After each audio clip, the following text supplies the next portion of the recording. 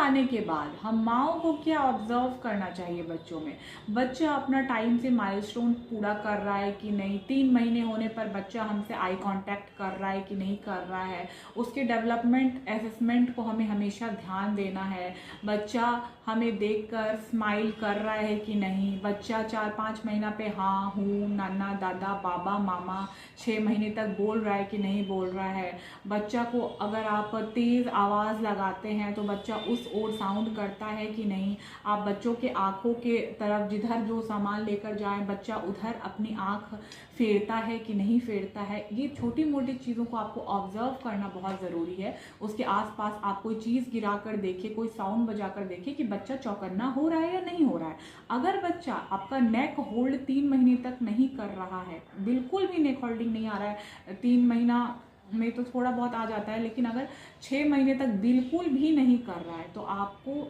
चिंता करने की ज़रूरत है। आप ज़रूर अपने न्यूरोलॉजिस्ट पेडियाट्रिशियन से आप एक बार ज़रूर सलाह लें और हमेशा कभी भी डॉक्टर को दिखाने में देर ना करें, क्योंकि अक्सर होता है कि हम जब अपने पेडियाट्रिशियन के पास पहुंचते हैं तो वो बोलते हैं शायद आप 2-3 महीने पहले आए होते। तो प्लीज़ आपको थोड़ा भी अगर शंका हो किसी भी मामले में तो आप तुरंत वहाँ जाएँ। बच्चा आपका जब NICU से बाहर निकल कर आता है तो उसको खास देखभाल की ज़रूरत होती है। आप उसे फॉर्मूला मिल्क दे रहे हैं या फिर आप मदर मिल्क दे रहे हैं, आप उसे बर्थ ज़रूर कराएं और उसके माइलस्टोन्स को चेक करते रहें, वो सही टाइम पे पुल ओवर हो रहा है या नहीं हो रहा है, क्रॉल कर रहा है कि नहीं कर रहा है, ठीक से वो खाना खाने मतलब दूध पीने के बाद उसको बर्प कराएं, उसे गैस एसिडिटी तो नहीं हो रही है, सब कुछ को ऑब्जर्व करना बहुत ज़रूरी होता है। कुछ बच्चे जो कि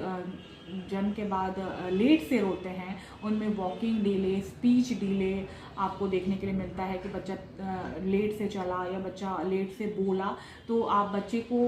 स्पीच थेरेपी कराएं, बच्चे को घर में ज़्यादा से ज़्यादा उससे बात करें, बोलने की कोशिश करें, बच्चे को चलाने की ज़बरदस्ती कोशिश नहीं करनी है। जैसे 10 to 12 मंथ है तो बच्चा आपका देखें कि स्टेप ले रहा है कि नहीं ले रहा है, आप उसकी हेल्प करें, बच्चे को एक कुर्सी दे दें और बच्चा उसको पकड़ के चलने लगे, अगर कोई फर्नीचर पकड़ के बच्चा चलना शुरू कर दिया तो आप इस तरह से बच्चों की हेल्प कर सकते हैं। और घबराने की कोई बात नहीं है, आजकल